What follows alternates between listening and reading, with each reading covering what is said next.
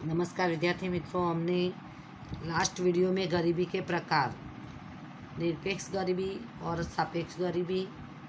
गाँव में किसे गरीब कहते हैं और शहरों में किसे गरीब कहते हैं उसके बारे में, और गरीबी क्यों पैदा होती है, गरीबी उद्भव के कारण देखें। तो गरीबी उद्भव के कारण में हमने गाँवों में जो गरीबी का प्रमाण है वो किसके कारण है। तो पहला हमने देखा था कि सिंचाई की अपर्याप्त सुविधा, वैकल्पिक रोजगारी का अभाव, गांव के लोगों में ज्ञान कौशल और प्रशिक्षण का अभाव, जाति प्रथा और परंपरागत रीति रिवाजों के पीछे दिखावटी खर्च,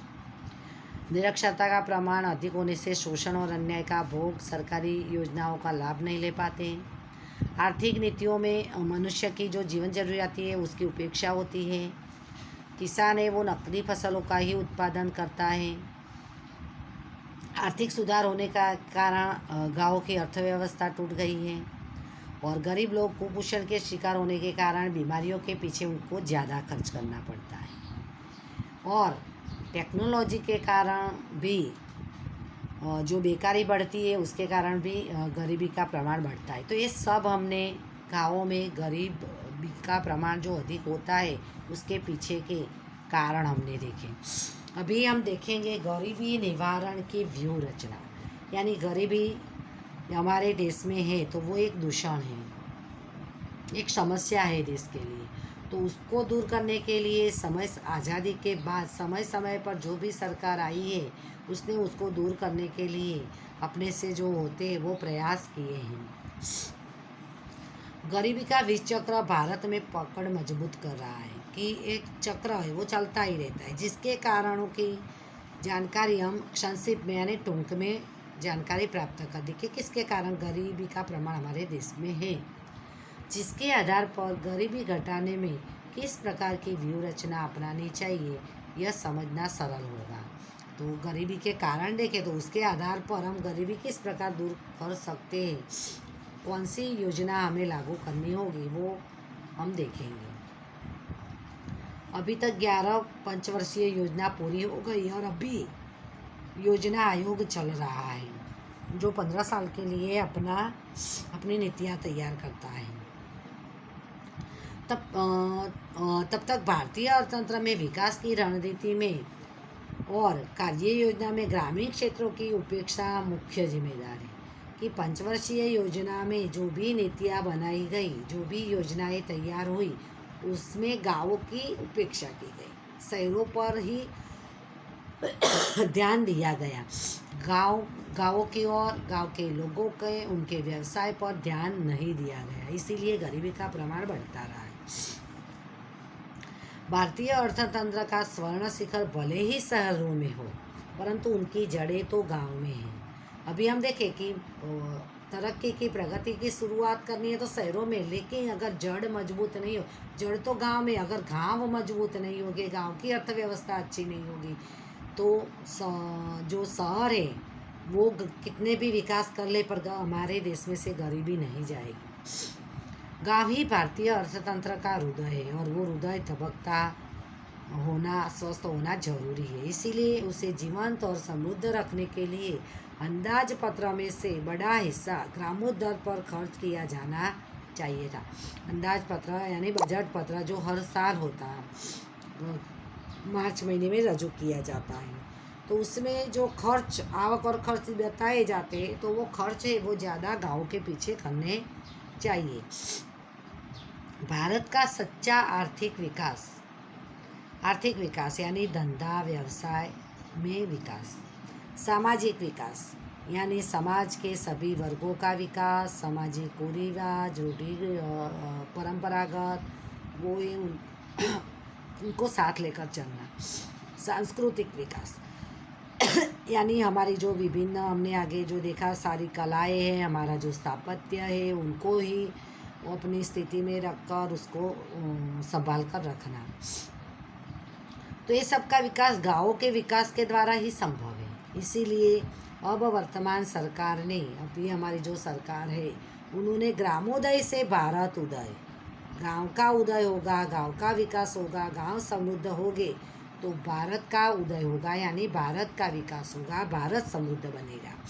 ये कार्यक्रम द्वारा ग्रामोद्धार के स्थान पर देशोद्धार के मूल विचार को अमल में रखकर केंद्र और राज्य सरकारों ने गरीबी निर्मूलन के लिए ग्रामीण क्षेत्रों में ढांचागत सुविधाएं,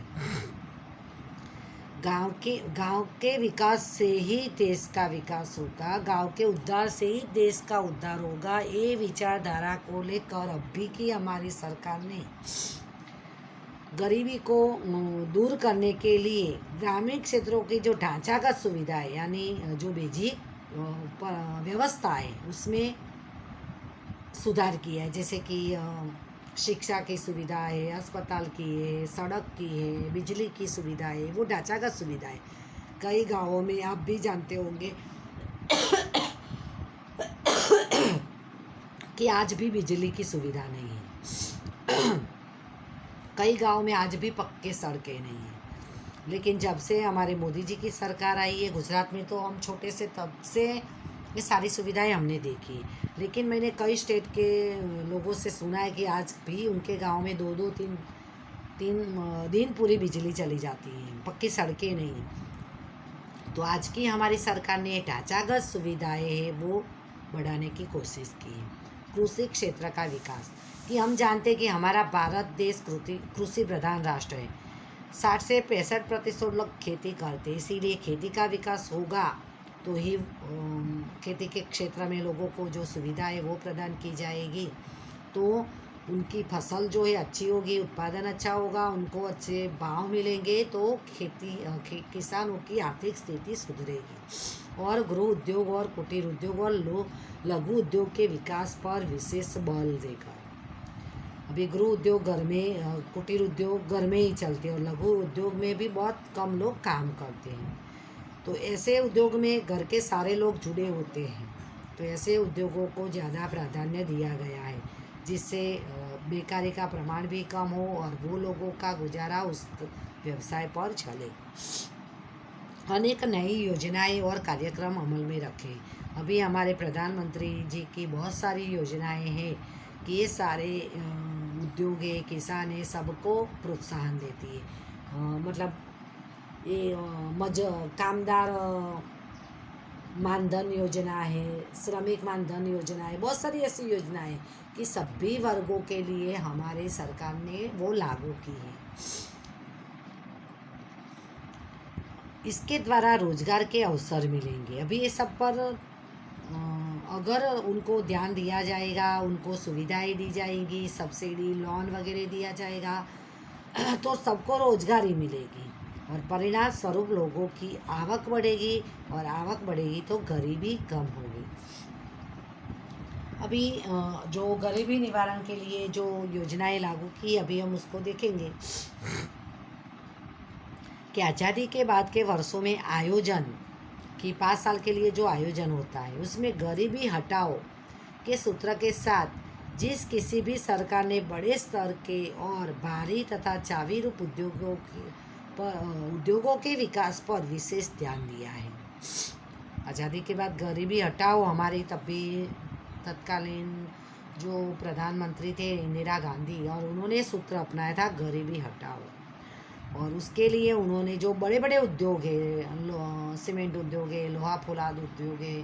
केमिकल्स उद्योग, ऐसे बड़े बड़े उद्योगों के विकास पर ध्यान दिया और उनके विकास के लिए अनेक प्रोत्साहन दिए। बड़े बड़े उद्योगों के विकास के लिए उनको लोन है, सब्सिडी है,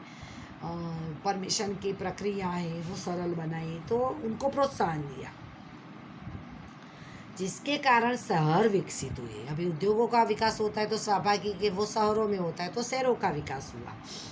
दूसरी तरफ ग्रामीण क्षेत्रों में हरियाली की क्रांति के लक्ष्य के साथ जमीन सुधार कानून धारा के कार्यक्रम में के अमल से कृषि क्षेत्र का विकास साथ कर देश में उत्पादन में वृद्धि होगी। हरियाली क्रांति जो 1960 के आसपास हमारे देश में रामनाथ लाए थे डॉक्टर, तो वो हरियाली क्रांति के अंतर्गत जो हम आगे के चैप्टर में पढ़ गए कि हरियाली क्रांति किससे कहते हैं, तो उसके अंतर्गत जमीन सुधार, यानी जो जमीन की उर्वरकता कम हो जाती है तो उसको किस तरह फिर से उपजाऊ बना सकते हैं, तो उसके लिए कई कानून लागू किए, तो जिसके कारण किसान की जो फसल है उसका उत्पादन है उसमें वृद्धि हुई है। तो जमीन सुधार के कारण किसानों को रोजगारी मिलती है और रोजगारी मिलने से उनकी आवक बढ़ती है और गरीबी की स्थिति है वो सुधरती है। उद्योगों के विकास में से उद्योग मालिकों को मिलने वाले आर्थिक लाभ उद्योग मालिकों, धनिक किसानों, जमींदारों जैसे धनिक वर्गों को मिलती आवक को वृद्धि का लाभ क्रमशः गरीबों तक पहुंचेगा और इससे गरीबों की संख्या घटेगी।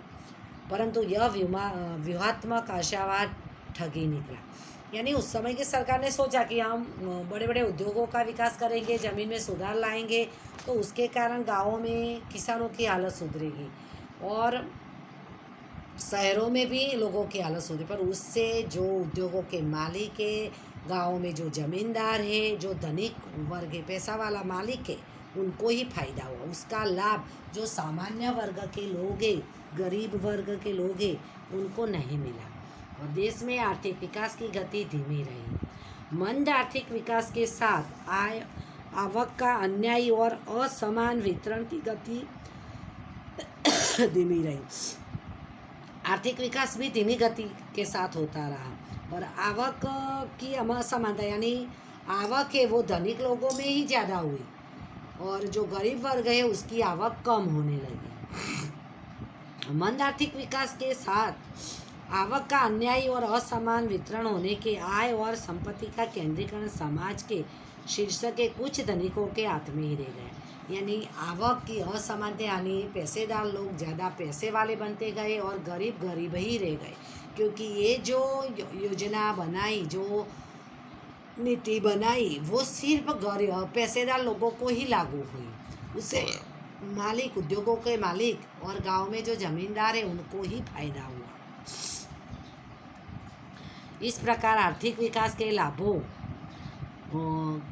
का विस्तरण न होने से गरीबों की स्थिति में कोई सुधार नहीं आया और आवक की असमानता के बंटवारे से धनिक अधिक धनिक बने और गरीब अधिक गरीब बने। तो पहली व्यूहात्मक योजना में हमने देखा कि सिर्फ बड़े उद्योगों को पर ही ध्यान दिया गया और गाँवों में हरियाली क्रांति के अंतर्गत जमीन सुधार पर ही ध्यान दिया गया, तो जिससे सिर्फ उद्योगों के मालिक और ज़मींदार लोगों को और धनिक किसानों को ही फायदा हुआ और वही ज़्यादा पैसे वाले बने, गरीब गरीबी ही रह गए। अभी दूसरा व्यूहात्मक जो उपाय है गरीबी दूर करने का वो देखेंगे कि सरकार ने आवक की असमानता दूर करने के लिए कर की नीति में गरीबों को जीवन की अनिवार्य वस्तु प्राप्त होती रहे,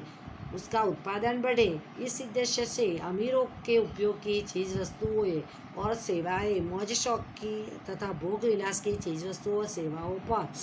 तथा उनकी आवक पर ऊंचे कर लगाए।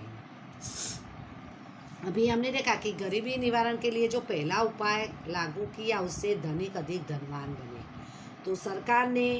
अभी एक आवक की जो असमानता हो गई कि धनिक अधिक धनिक बनते रहे, तो सरकार ने वो धनिक लोगों पर जो धनिक लोग ज़्यादा उनको प्राथमिक जरूरियात की चीज़ वस्तु है तो वो उपयोग में करते ही, उसके साथ साथ वो भौतिक सुविधाएं जैसे कि टीवी है, फ्रिज है, एयर कंडीशन है, ऐसी चीज़ वस्तुएं, बाद में उसकी मौज शौक की चीज़ वस्तुएं, कॉस्मेटिक चीज़ वस्तुएं, वो ज़्यादा हैवी चीज़ वस्तुएं उपयोग करते हैं, तो उस पर अधिक टैक्स लगाया और उनकी आवक पर भी टैक्स लगाया और उससे उल्टा गरीब लोगों की जो प्राथमिक ज़रूरियात की चीज़ वस्तुएं हैं उस पर और उनकी गरीबों की जो जीवन ज़रूरियात की चीज़ वस्तुओं का उत्पादन बढ़े, उनको ज़रूरी चीज़ वस्तुएं और सेवाएं उनके मिले, ऐसी व्यवस्था सरकार ने की। इसके साथ ही गरीबों की चीज़ वस्तुओं का उपभोग खर्च न बढ़े, क्योंकि गरीबों की जीवन जरूरी जो चीज़ वस्तुएं हैं वो सरलता से प्राप्त हो, उनको ज़्यादा खर्च न करना पड़े, ऐसा किया और आवक का बड़ा हिस्सा जीवन की मूलभूत आवश्यकताएं संतुष्ट करने पर खर्च न हो, उसको ध्यान में रखकर ऐसी उपभोग की जीवन आवश्यकता की वस्तुओं को सार्वजनिक वितरण प्रणाली पीढ़ी ए सदी उचित मूल्य की दुकानों पीएसएस द्वारा निश्चित प्रमाण में राहत दर पर स्थानीय आपूर्ति के द्वारा उनके जीवन के स्तर को ऊंचा लाने का व्यू अपनाया। अभी गरीब लोगों को जो प्राथमिक जरूरियात की चीज़ वस्तुएं हैं, जैसे कि खाना, आहार, तो उसके पीछे खर्च ज़्यादा न कर, क्योंकि गरीबों की आवक बहुत ही कम होती। मानो कि वो दिन में 100 रुपया कमाता है, वो 100 रुपया वो दूसरे खर्च के पीछे कर सके, खाने के पीछे न करना पड़े, इसीलिए खाने का जो सामान है वो सार्वजनिक वितरण प्रणाली पीडीएस यानी सस्ता अनाज की दुकानें, जो राशन कार्ड लेकर हम चीज़ें खरीदने जाते हैं, तो वो उचित मूल्य की दुकानें बनाकर सरकार गरीबों को वो सस्ते या कम भावों में वो अनाज देने लगे। तो इस तरह धनिक वर्गों की वस्तुओं का उत्पादन कम हो, उत्पादन के साधनों का बंटवारा गरीबों की चीज़ वस्तुओं के उत्पादन की तरफ बढ़े, ऐसा प्रयत्न सरकार ने किया। और इस प्रकार गरीबी को रोजगारी मिले, उनकी कार्यक्षमता बढ़े, उत्पादन बने और अंत में उनकी आवक में वृद्धि हो, तो उनका जीवन स्तर भी सुधरे। उनकी आवक बढ़ेगी तो और वो सेवाओं के पीछे और वस्तुओं के पीछे वो अपना खर्च कर सके, इसके लिए सरकार ने प्रयत्न किए। तो दूसरा उपाय हम उसको शॉर्ट में अगर देखें तो गरीबों की जीवन जरूरियात की वस्तुओं का ही उत्पादन ज़्यादा होने लगा और वो अपनी जीवन जरूरी चीज़ वस्तुओं पे पीछे खर्च न कर सके और वो पैसे बचा सके, इसके लिए सरकार ने सस्ते अनाज की दुकानों के द्वारा उनको मुफ्त में या कम भावों में अनाज देना शुरू किया। और दूसरी तरफ धनिकों की जो जीवन जरूरी चीज़ वस्तुएं, महोत्सव की चीज़ वस्तुएं, उन पर ऊंचा टैक्स डाला। अभी तीसरा जो उपाय है वो हम नेक्स्ट वीडियो में देखेंगे।